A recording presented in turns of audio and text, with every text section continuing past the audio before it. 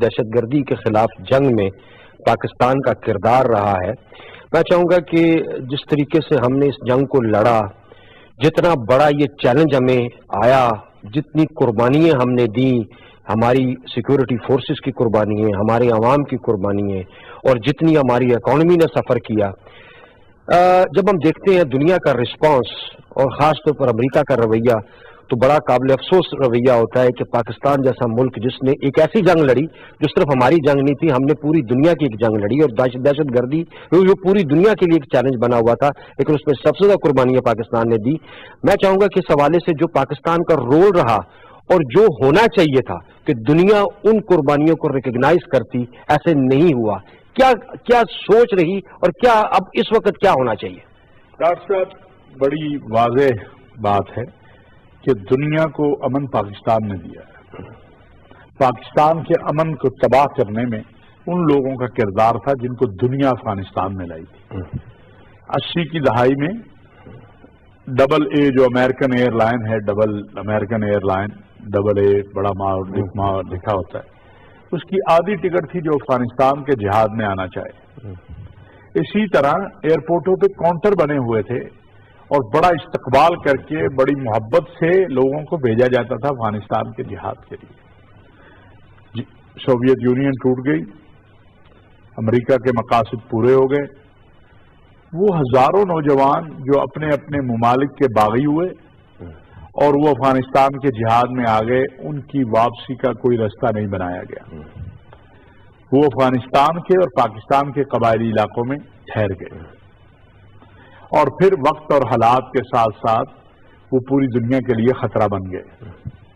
9/11 کے بعد امریکہ نے افغانستان پر حملہ کیا تو پاکستان کو اس جرم میں کہ پاکستان امریکہ کا حلیف بنا 80,000 کے قریب لاشوں کی قربانیاں اپنی قوم کی قربانی دینی پڑی. ہماری فوج، ہمارے بچے، ہمارے جوان، ہماری عورتیں، ہمارے بوڑھے سب نشانہ بنے. لیکن ہم نے دنیا کی دہشت گردی کے خاتمے کے لیے اپنے عزم میں کوئی کمی نہیں آنے دی. اگر پاکستان کی فوج قبائلی علاقوں میں آپریشن نہ کرتی تو آج بھی دنیا خطرے میں بیٹھی ہوتی. آج اگر امریکہ میں امن ہے، آج برطانیہ میں امن ہے، آج جرمنی میں امن ہے، آج عرب ممالک میں امن ہے، تو اس میں بنیادی کردار پاکستان کی فوج اور قوم کا ہے. اور اس بات کا اعتراف نجی محافل میں ساری دنیا کرتی ہے، ساری دنیا کے سربراہان کرتے ہیں. لیکن پاکستان کو بلیک میل کرنے کے لیے ہمارے ساتھ جو امریکہ کا رویہ ہوتا ہے وہ انتہائی افسوسناک ہے. افغانستان میں امن پاکستان کا امن ہے، لیکن افغانستان کے امن کے لیے افغان حکومت کو اپنا کردار ادا کرنا ہے.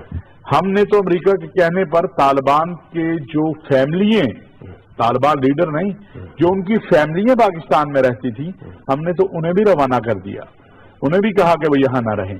لہذا پاکستان کا جو اثر افغان طالبان پر کبھی ہوتا تھا وہ اب نہیں ہے. اس کے بدلے میں ہماری جو قربانیاں ہیں انہیں تسلیم کرنے کی بجائے ہمیں تانا دیا جائے یا ہمیں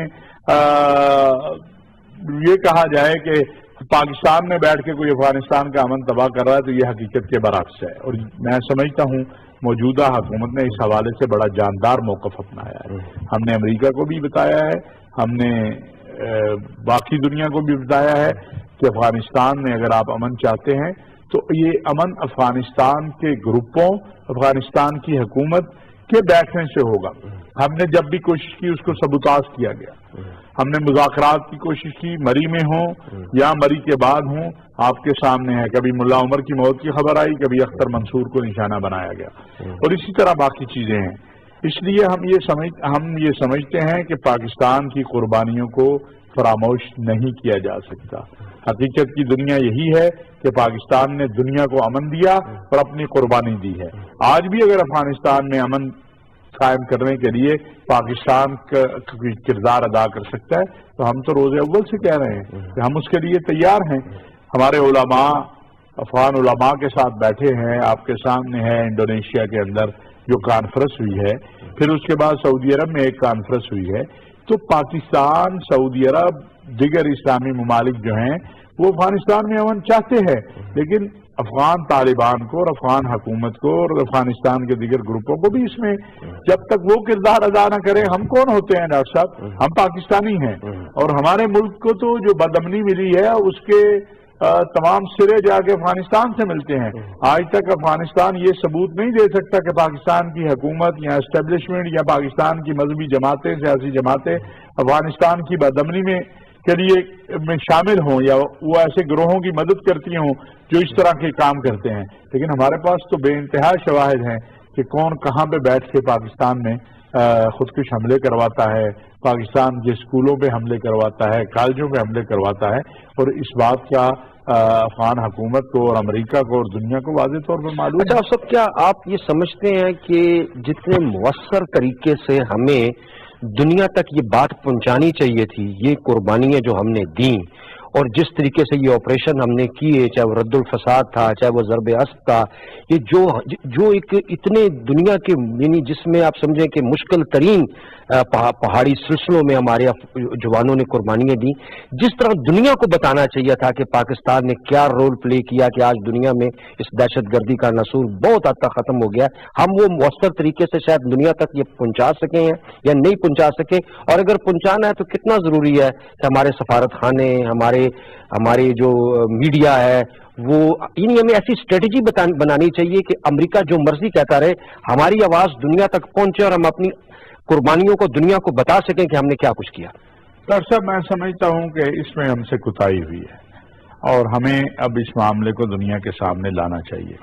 عمران خان صاحب کا موقف افغانستان کے حوالے سے بڑا جاندار ہے اور پاکستان کی قربانیوں کے حوالے سے ہماری فوج نے، ہمارے سپہ سالار چاہے رحیل شریف ہوں، چاہے جنرل باجوہ ہوں، جنرل کیانی ہوں، انہوں نے دنیا کو یہ چیزیں سمجھانے کی کوشش کی ہے اپنی سطح پر، افواج کی سطح پر، لیکن سیاسی قیادت نے اس کا اس طرح اظہار نہیں کیا جس طرح کرنا چاہیے، اور اس کو تسلیم نہیں کیا جس طرح کرنا چاہیے۔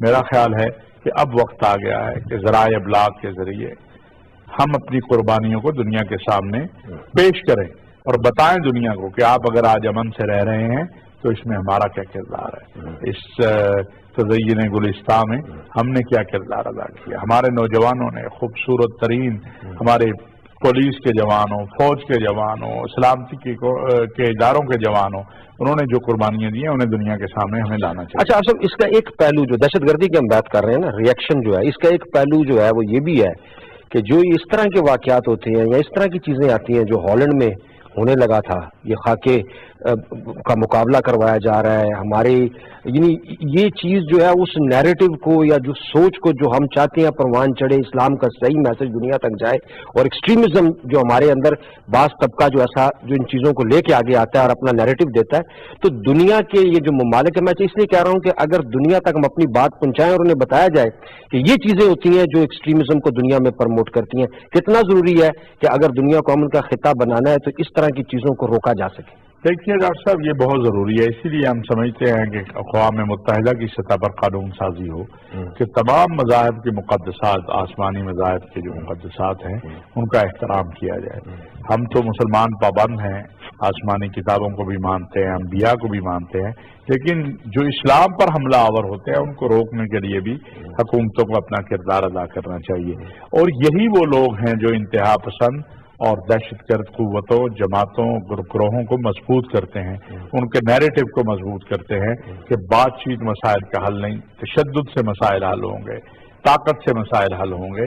تو جس طرح ہم نے پہلے بات کی کشمیر، فلسطین، ایسے یہ مسئلہ ہے کہ جب تک آپ سنجیدگی سے ان مسائل کو حل نہیں کریں گے اور آپ جتنا مرضی کوشش کریں عسکری طور پر، جب تک فکری طور پر آپ اس کا مقابلہ نہیں کریں گے اس وقت تک آپ کامیاب نہیں ہو سکتے۔ اچھا اب لاسٹ میں چاہوں گا کہ اب آپشنز کی اگر ہم بات کریں کہ ابھی ظاہر ہے کہ تعلقات تو پاکستان نے ہمیشہ کوشش کی ہے کہ اچھے تعلقات رہے، امریکہ ایک بڑی طاقت ہے، سپر طاقت ہے، ہم اس کے ساتھ بھی تعلقات کو بہتر چاہتے ہیں دنیا کے تمام ممالک کے ساتھ، لیکن اگر یہی رویہ رہتا ہے کہ امریکہ جو ہے وہ بھارت ہی کی سوچ کو آگے بڑھاتا ہے اور وہ بھارت ہی کی زبان میں بات کرتا ہے، تو پھر ہمارے پاس بہتر آپشنز آپ کے خیال میں کیا، ہمیں کیا کرنا چاہیے؟ دیکھیے ڈاکٹر صاحب، دوست ہمسائے تبدیل نہیں ہوتے، دوستی اور دشمنی اپنے مفادات کی بنیاد پر ہے۔ ہماری خارجہ پالیسی پاکستان کے مفادات کی بنیاد پر ہونی چاہیے. ہماری داخلہ پالیسی پاکستان کے مفادات کی بنیاد پر ہونی چاہیے. جیسے عمران خان صاحب نے کہا کہ اب ہم کسی کے لیے استعمال نہیں ہوں گے. بالکل پاکستان کو ہر اس دوست کے ساتھ کھڑا ہونا ہے جو پاکستان کے ساتھ کھڑا ہو، اور ہر اس سے پیچھے ہٹنا چاہیے جو پاکستان کے مفادات کے خلاف ہے. اس کا مقابلہ کرنا چاہیے. یہ بڑا کلیئر ہونا چاہیے. اب دنیا ایک ولیج کی صورت، گلوبل ولیج کہہ رہے ہیں، اب یہ صورت اختیار کر چکی ہے. جو ہمارے مفاد میں ہوگا ہم وہ کریں، جو ہمارے مفاد کے خلاف ہم اس کے سامنے کھڑے ہوں. یہی خارجہ اور داخلہ پالیسی کی بنیاد ہونی چاہیے. اور میں سمجھتا ہوں موجودہ حکومت درست سمت میں قدم بڑھا رہی ہے. خارجہ پالیسی کے حوالے سے آگے بڑھنا چاہیے. انتہا پسندی اور دہشت گردی کے خلاف ہم نے جو کردار ادا کیا ہے دنیا کو بتانا چاہیے. سب سے پہلے فتویٰ داعش کے خلاف پاکستان کے علماء نے دیا ہے. سب سے پہلے انتہا پسندی اور دہشت گردی کے خلاف ہم نے دنیا کے سامنے کھڑے ہو کر مقابلہ کیا ہے، اور ہمیں اس کو لے کر آگے بڑھنا چاہیے.